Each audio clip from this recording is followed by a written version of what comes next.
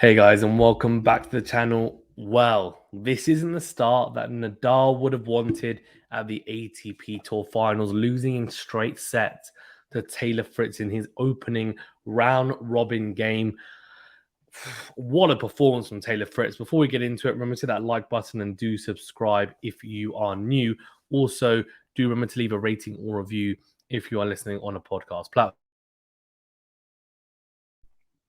Taylor Fritz has arguably played his best match this year. He's played some very, very good tennis throughout the year, and that's why he finds himself in the ATP Tour Finals this year.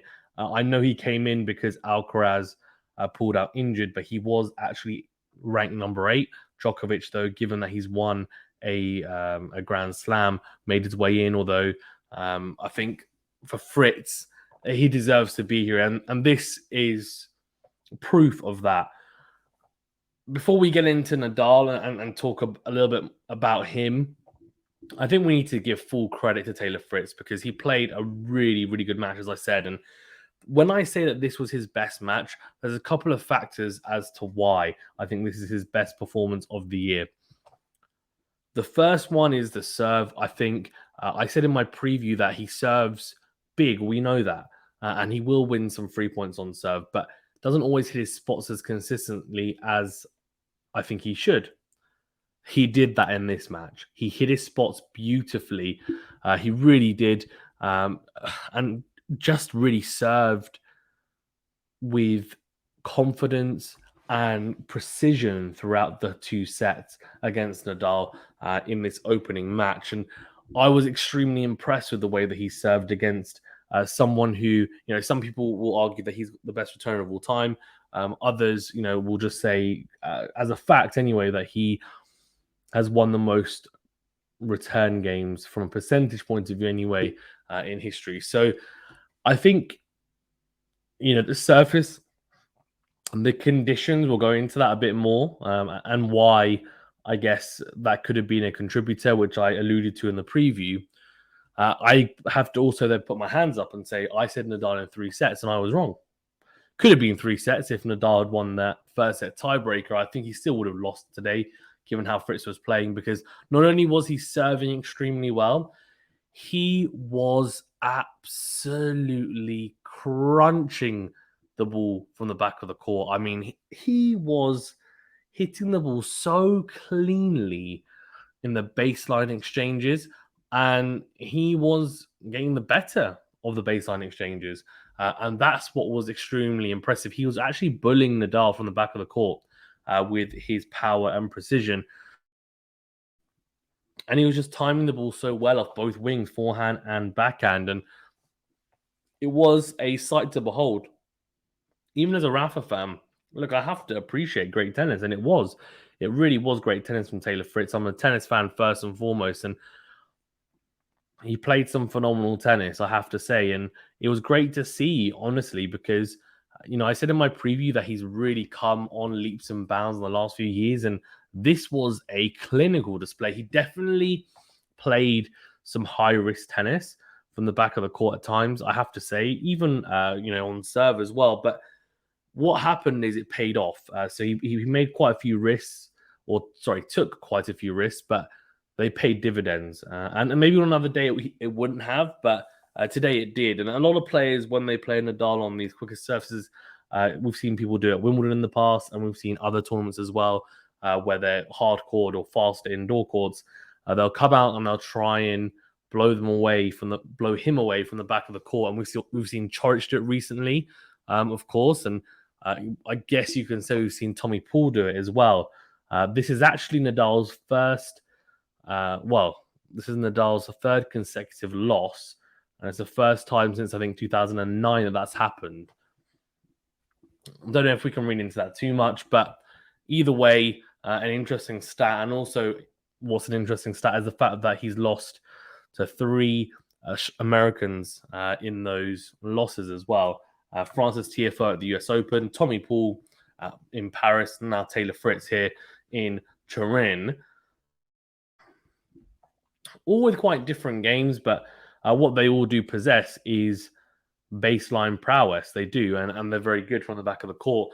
And also, all three players hit their spots on serve whilst during the matches anyway against Nadal. For Taylor Fritz as well, what really impressed me was his ability to be brave in those moments. And as I said, he took those risks, but he went very close to the lines in a lot of the exchanges, and it paid off. And as I said, that might not always pay off against other opponents, but I think against Nadal, he not necessarily rolled the dice, but well, no, I think that's the right thing. So he rolled the dice, but it was a calculated roll. He knew, that he was feeling the ball nicely. He was clearly timing the ball well, and so he backed himself to go flatter on the forehand and backhand and try and really get through the court, and he did. He was hitting the ball a lot bigger than Nadal, and Nadal just struggled to time the ball on the backhand side, especially. There was a lack of timing. He wasn't really getting through the court. His forehand as well. I think they showed the average speeds, and his forehand was, I think, if I'm not mistaken, at 73 miles an hour. Fritz was hitting it around 76, 77. Backhand side was actually hitting it harder than Nadal at 75. Fritz was a bit less, but in saying that, Fritz maybe not hitting it quite as hard speed-wise, but he's hitting it a lot flatter. So on this surface, where obviously it's a lower bouncing, skiddier surface, that gives you, I think, a lot more purchase when you go flatter. Also, he was going flatter down the line quite a bit as well. And I just think his backhand is such a solid tool. And he got a lot of success with it because Nadal was going cross-court with the forehand, trying to lasso that forehand, and it just wasn't flat or deep enough. And Fritz would step in and then get on the front foot, and he utilized the into-out forehand into Nadal's forehand really well, which everyone knows if you're able to open up the Nadal forehand defensively, then you're in a good position. And the into-out forehand from Fritz was working a treat with the mixture of also going cross-court with the backhand. And Nadal struggled really to gain a stranglehold in a lot of the rallies, and that's why he came out second best today. What I would also say is the courts are very quick. Like, I'm talking very, very quick. At the maybe the first four games, both players were just serving, hitting their spots, barely any rallies. Very, very, very short games, short points. And I was thinking, this is rapid because what would happen is someone would hit a good serve in, and then they might get a shorter return, and the player would just swat it away. No chance of the opponent getting it back into play. It just whizzed past them. Of course, as the match wore on, they started to read each other's games more, and then we got those longer exchanges. But even then, Fritz was coming out on top on them. So it was interesting.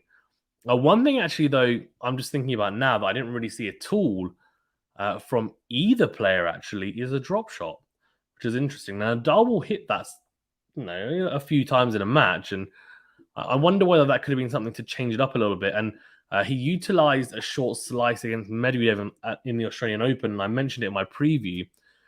He didn't utilize either in this match, and I wonder whether it's because I know that they were talking about the altitude and the way that the ball flies here in Turin as well.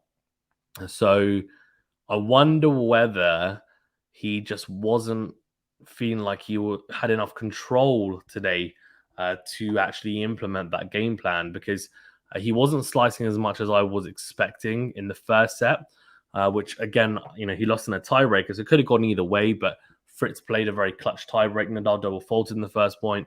Fritz hit some very, very big serves, and then ended up, of course, winning that tiebreaker 7-3. For Nadal, though, the one weakness I pointed out about Taylor Fritz in my preview was his ability at the net and trying to defend the net, and didn't really have to do that, honestly. He didn't. There was a couple of points when he came to the net, but he was the one really in control. Nadal, if he was able to drag him in with the short slice, I just wonder whether Taylor Fritz would have struggled to hit that backhand at his ankles, for example, and then approach the net. And how good would the approach have been? Probably not good enough to, force a Nadal error. It might have forced a Nadal to hit a forehand or backhand that, gives Fritz a volley or an overhead potentially. But in saying that, I reckon Nadal more often than not will come out on top in those exchanges. And he did something very, very similar against Medvedev. It was very, very effective. So I wonder whether it was just the conditions, or maybe he just didn't want to utilize that tactic against Fritz, which, in my opinion, he should have if he was able to. That is.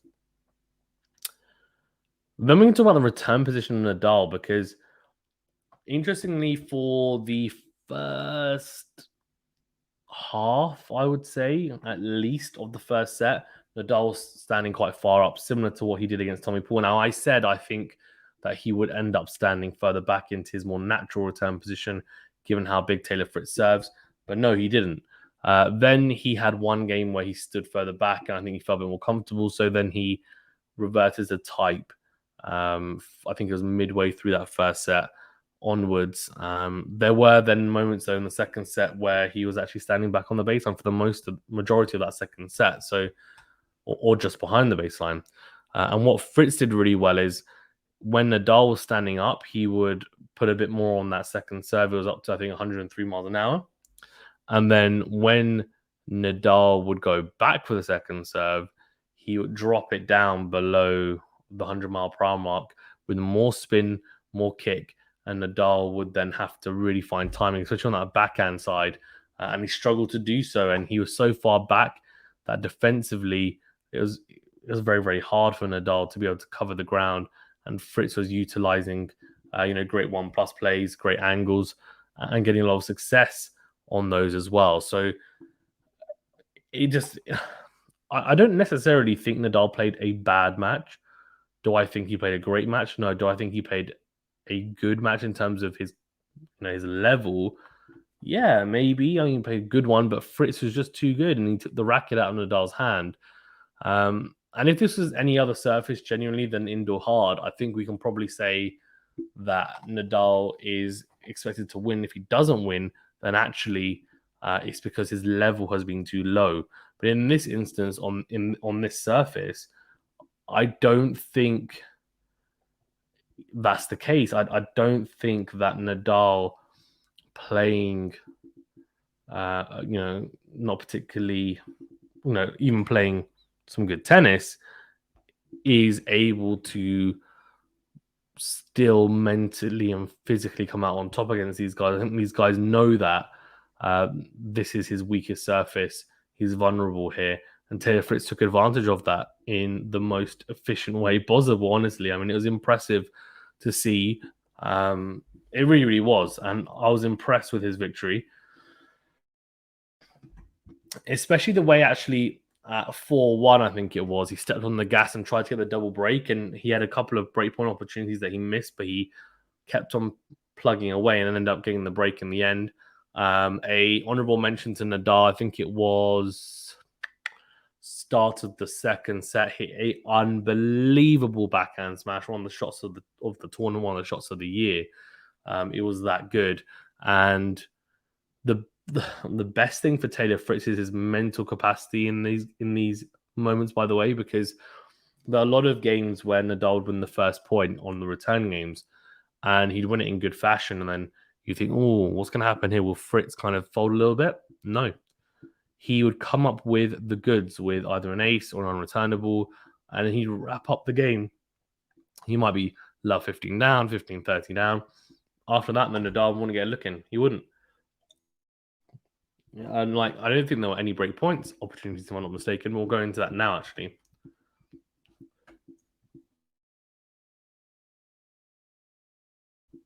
So you can see here, aces pretty similar for both, 8 and 7, 8 in favor of Taylor Fritz, 4 double faults for Nadal, 1 costing him 1 in that tiebreaker. First set percentage, both very high at 71% and 69% respectively. Nadal 71%. First set points won, 76% for Nadal, 80% for Fritz.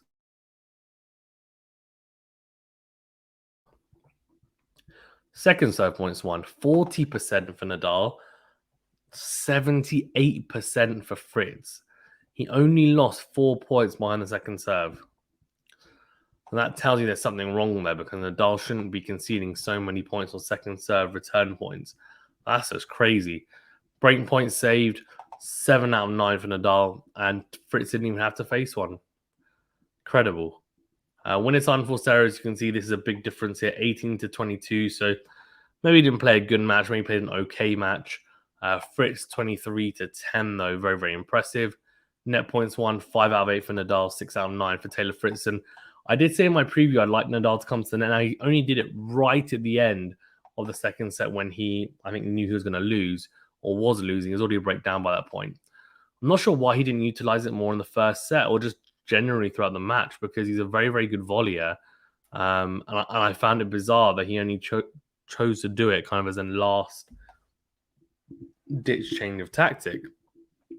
And yeah, the question around why didn't he try to drag Fritz forward in awkward positions, remains to be seen. Why? Was it the conditions? Was it just that Nadal didn't think that was the right game plan? In my opinion, it would have been. Of course, you don't overuse it, but you utilize it at times, and I think it would have given them some sort of joy. But for Fritz, though, an incredible victory. And I did say that I thought this match would determine who goes in second. But in saying that, Casper Ruud beat Felix earlier today in straight sets. So this group is now wide open completely. But a fantastic win for Taylor Fritz. So, kudos to him. And as I said, yeah, hitting his spots beautifully. We talked about from the back of the court, how efficient he's been as well.